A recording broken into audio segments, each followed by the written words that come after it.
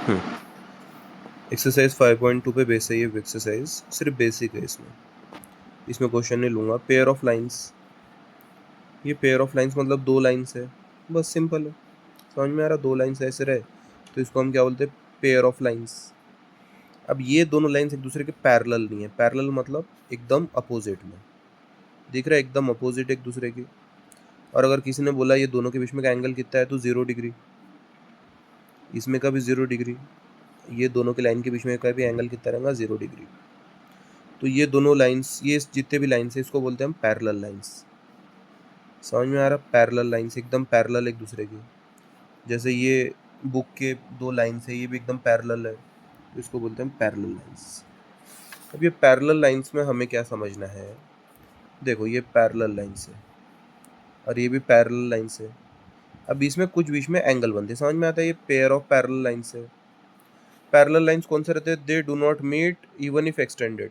जो दो लाइन को हमने कितना भी बढ़ाए, ये समझ में आ रहा है, दो लाइन को हमने कितना भी बढ़ाया आगे पीछे, जैसे ये आगे इसको इतना बढ़ाया हमने थोड़ा सा, तो ये इंटरसेक्ट हो रहे हैं, लेकिन ये एक्सटेंड होंगे, कितना भी एक्सटेंड करो तो ये इंटरसेक्ट होंगे क्या, नहीं। इसको बोलते हैं हम parallel lines. Parallel lines are lines that lie on the same plane. Same plane मतलब ये पेज, एक ही पेज के ऊपर दोनों लाइंस है। एंड नेवर इंटरसेक्ट, वो कभी भी एक दूसरे से नहीं मिलते। No matter how far they are extended, कितना भी बड़ा हो तो वो मिलते नहीं। तो ये पैरेलल लाइंस की डेफिनेशन।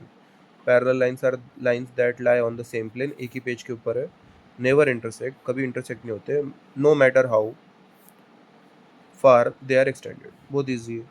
अब इसमें पेयर ऑफ पैरेलल लाइंस है, दिख रहे पेयर ऑफ पैरेलल लाइंस, ये दो है और ये दो, चार पैरेलल लाइंस है। ये दूसरे को क्या कर रहे हैं, इंटरसेक्ट कर रहे हैं, तो कुछ एंगल्स बन रहे हैं, उसके बारे में पढ़ना है। ये दोनों को बोलते हैं हम परपेंडिकुलर लाइंस। दूसरी बात, पैरेलल लाइंस अगर रहे तो कैसा लिखा करते, L1 जो है वो L2 को पैरेलल है और L5 जो है वो L6 को पैरेलल है। ये ऐसे दो लाइंस बनाए, उसको क्या पढ़ते हैं हम, पैरेलल। और ये दोनों एक दूसरे के बीच में कितना 90 डिग्री का एंगल है, तो इसको हम बोलते हैं परपेंडिकुलर। और परपेंडिकुलर के लिए ये साइन है हमारे पास में, ये जो ऐसा बनाया मैंने उल्टा टी, ये परपेंडिकुलर है। और अगर ये दोनों ऐसे बनाए हमने तो इसको क्या बोलते हैं, पैरेलल। स्ट्रेट लाइंस बनाए तो उसको बोलते हैं parallel lines. L1 is parallel to L2, इसको ऐसे लिखा करते हैं। परपेंडिकुलर रहा मतलब 90 डिग्री का एंगल है, तो ये ऐसा स्क्वायर एंगल बनाते हैं हम दोनों एंगल के बीच में, दिख रहा है ये ऐसा स्क्वायर एंगल मतलब 90 डिग्री का एंगल रहता। तो वही दिया हुआ है बस, उसके बाद में कुछ है नहीं उसमें। हाँ, ट्रांसवर्सल क्या रहती, जब हम ये ऐसे दो लाइंस बनाते और उसके बीच में से ऐसी एक लाइन जाती। अब ये लाइन जो है वो परपेंडिकुलर नहीं है, ऐसी टेढ़ी जा रही, बस ऐसे दो लाइंस के बीच में से एक ऐसी लाइन गई तो उसको हम बोलते हैं ट्रांसवर्सल। आ रहा समझ में, तो ये एकदम इजी है, बस दो लाइन के बीच में से जो लाइन जाती है उसको बोलते हैं हम ट्रांसवर्सल। ट्रांसवर्सल की डेफिनेशन क्या है, अ लाइन इंटरसेक्टिंग टू और more given lines in a plane. दो लाइन से ज़्यादा को अगर एक लाइन इंटरसेक्ट कर रही होंगी तो एट ए डिफरेंट पॉइंट्स, ये दिख रहा है, ये लाइन इंटरसेक्ट कर रही है यहाँ पे, यहाँ पे, यहाँ पे, यहाँ पे। ये दो लाइंस, एक लाइन दो पॉइंट पे इंटरसेक्ट कर रही है दो लाइंस को, तो उसको बोलते हैं हम ट्रांसवर्सल। फिर उससे कुछ एंगल्स बनते हैं, ये बहुत ज़्यादा इंपॉर्टेंट है, इसके ऊपर ही 5.2 बेस है पूरी। Angles form by the transversal, देखो मैं बना बना के बताता।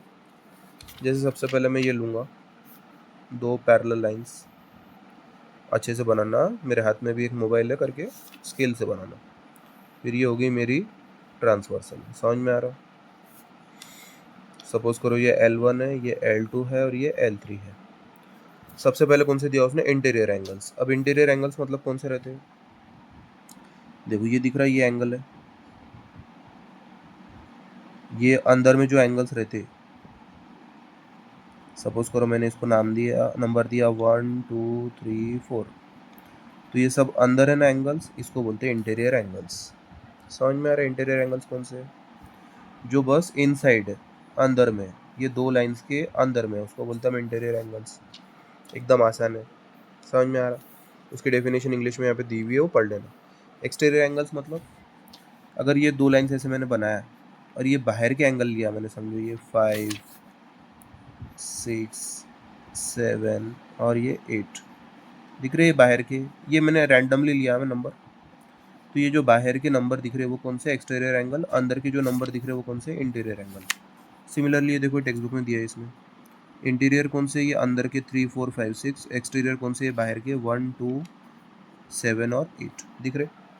उसके बाद में कौन से है, पेयर ऑफ कॉरस्पॉन्डिंग एंगल्स। अब कॉरस्पॉन्डिंग एंगल्स मतलब कौन से रहते हैं, सपोज करो कि मैंने ये ऐसे दो लाइंस बनाया, पैरेलल लाइंस बनाना, ऐसे मेरे जैसे मत बनाना, और ये बना है, और ये L1 है और ये L2 है और ये L3 है, और मैंने बोला तुम्हारे को कि L1 is parallel to L2। ये बहुत ज़्यादा इंपॉर्टेंट है। मैं क्या बोल रहा हूँ, ये दोनों लाइंस एक दूसरे को पैरेलल है। अगर ये लिखा नहीं तो आगे बढ़ना नहीं, सबसे पहले ये ढूंढना L1 is parallel to L2, ये दोनों पैरेलल है। अगर ये दोनों पैरेलल है तो पहले कौन से बोला उसने, कोरस्पॉन्डिंग एंगल। कोरस्पॉन्डिंग समझ लो, ये समझो मैं बोलूँ इसको एक नंबर है, तो कोरस्पॉन्डिंग मतलब उसके स्ट्रेट लाइन में, ये ऊपर है तो इसके ऊपर का, ये 2 समझो, तो ये एंगल 1 इक्वल टू एंगल 2। मतलब अगर मैं बोलूँगा ये 50 डिग्री है तो ये भी रहेगा 50 डिग्री, क्योंकि ये दोनों जो एंगल्स है, समझ में आ रहा, ये एंगल 1 और ये एंगल 2 दोनों कितने हो गए, 50 डिग्री। क्यों हो गए 50 डिग्री, तो ये कौन से टाइप के एंगल है, कोरस्पॉन्डिंग एंगल, और कोरस्पॉन्डिंग एंगल क्या रहते हैं, सेम। मैं अगर बोलूँ तुम्हारे को ये एंगल 3 है और ये एंगल 4 है, समझ में आ रहा है, दोनों लाइन के नीचे एक ही साइड में, वो भी कोरस्पॉन्डिंग है। मैं अगर तुम्हारे को बोलूँ ये 5 और ये 6 ऊपर ऊपर के, तो ये भी कोरस्पॉन्डिंग है, और ये 7 और ये 8, समझ में आ रहा है, ये भी क्या हो गया, कोरस्पॉन्डिंग। डबल से बना के बताऊँ, बड़ा बना के बताओ थोड़ा, देखो 1, सपोज करो ये 1 है तो ये 2 है, ये दोनों को कौन से हो गए, कोरस्पॉन्डिंग एंगल। फिर समझो, देखो इधर से बताता है, ये 3 दिख रहा, ये लाइन के ऊपर 3, ये लाइन के ऊपर 4, ये दोनों भी कोरस्पॉन्डिंग है, सेम रहेंगे। ये 5 और ये 6, ये भी कौन से रहेंगे, कोरस्पॉन्डिंग एंगल्स रहेंगे, पेयर ऑफ कोरस्पॉन्डिंग एंगल्स, ये भी सेम रहेंगे। और ये 7 और ये 8, ये भी क्या रहेंगे, सेम रहेंगे। ये सब कौन से कोरस्पॉन्डिंग एंगल है, और ये सब की वैल्यू क्या रहा करती, सेम। टेक्स्ट बुक में देखो, टेक्स्ट बुक में कौन कौन से, 1 के साथ में कौन सा है, ये 5, 2 के साथ में कौन सा है, 6, 3 के साथ में कौन सा है, 7, 4 के साथ में कौन सा है, 8। तो ये कोरस्पॉन्डिंग एंगल सेम रहेंगे। हम स्टेट बोर्ड में एक वर्ड यूज़ करा करते, कॉन्ग्रुएंट। कॉन्ग्रुएंट मतलब इक्वल, ठीक है। ये टेक्स्ट बुक में मेरे को दिखा नहीं कई वर्ड, क्लास 8 से ये वर्ड शुरू होता स्टेट बोर्ड में, महाराष्ट्र स्टेट बोर्ड में, कॉन्ग्रुएंट वर्ड। कॉन्ग्रुएंट मतलब इक्वल। उसके बाद में देखो, pair of alternate interior angles. Alternate interior angles मतलब समझो कौन से होते,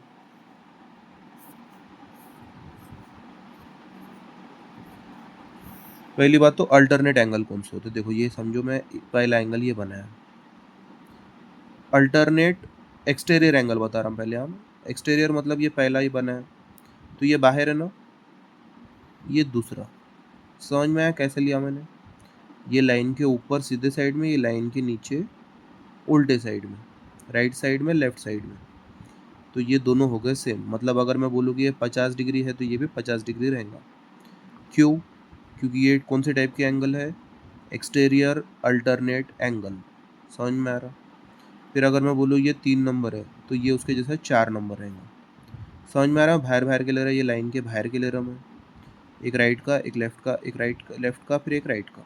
समझ में आ रहा है, ये कौन से हो गए, एक्सटीरियर अल्टरनेट एंगल। फिर अगर मैं बोलूँ तुम्हारे को कि ये दो पैरेलल लाइंस है, सबसे पहले दोनों पैरेलल है और ये बीच में से जा रही लाइन, इसको क्या बोलते हैं, ट्रांसवर्सल। अल्टरनेट इंटीरियर एंगल्स कौन से है फिर, तो सपोज करो मैं ये लाइन के अंदर में इधर लिया मैंने एक नंबर, अंदर में इन साइड में, ये लाइन के दोनों लाइन के इन साइड में, तो एक राइट का लेना, एक लेफ्ट का लिखना, ये 1 ये 2, ये दोनों क्या रहेंगे, सेम। क्यों, कौन से एंगल से, ये अल्टरनेट इंटीरियर एंगल्स। अगर ये 3 लूँ मैं तो ये 4 रहेगा। समझ में आया। अगर बाहर के सेम लिए अल्टरनेट मतलब राइट का और लेफ्ट का, तो उसको बोलते अल्टरनेट एक्सटीरियर एंगल्स। अगर अंदर में के लिए राइट और लेफ्ट के, तो उसको बोलते हैं अल्टरनेट इंटीरियर एंगल्स। उसके बाद में लास्ट टाइप कौन सा है, को इंटीरियर एंगल्स। तो को इंटीरियर एंगल्स मतलब, को इंटीरियर एंगल्स मतलब एक ही साइड पे के दोनों भी। ये कौन से थे, इंटीरियर अल्टरनेट इंटीरियर एंगल्स। ये कौन सा बोल रहा हूँ मैं, को इंटीरियर एंगल्स। को इंटीरियर मतलब ये समझो, ये एक है और ये 2 है, ये दोनों सेम नहीं रहते इसमें इंटीरियर एंगल्स। इंटीरियर एंगल्स मतलब ये दोनों अंदर में है, ये दोनों की एडिशन अगर मैं करूँ, ये सब जो ये मेरे पास में रहा 50 डिग्री, तो ये 50 में मैं कितने ऐड करूँगा तो 180 होंगे 130। समझ में आ रहा है, ये बढ़ाएगा 130। ये दोनों एंगल्स की एडिशन 180 डिग्री होती है। क्या बोल रहा हूँ, समझ में आ रहा? सपोज करो ये साइड कर लिया मैंने एंगल 3, तो ये रहेगा एंगल 4, और ये दोनों एंगल की अगर मैं एडिशन करूँ तो वो हमेशा कितनी आएंगी 180 डिग्री।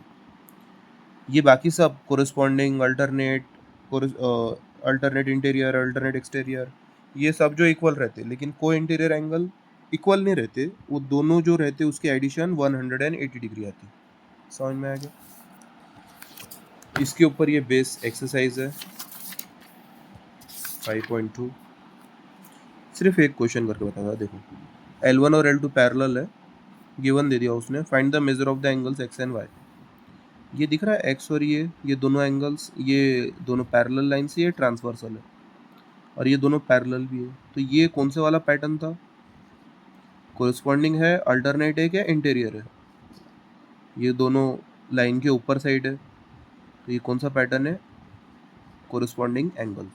मतलब एंगल x कितना रहेगा, या x इक्वल टू कितना रहेगा 29 डिग्री, और क्यों रहेगा?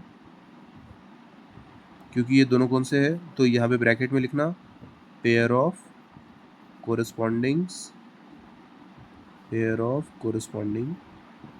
एंगल्स। आ गया, बस इतना ही आंसर है इसका। और ये 1 से 2 मार्क के क्वेश्चन आते हैं इसमें।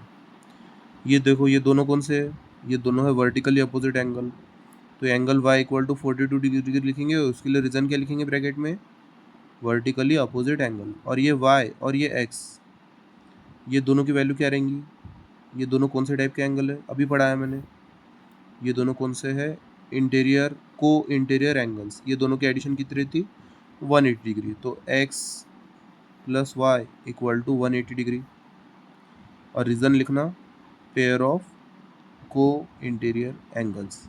दोनों की होगी एडिशन 180। ये y कितना था 42, तो x plus 42 equal to 180, x equal to 180 minus 42, और जो भी आंसर आएगा उसका 138 degree will be the answer. ठीक है।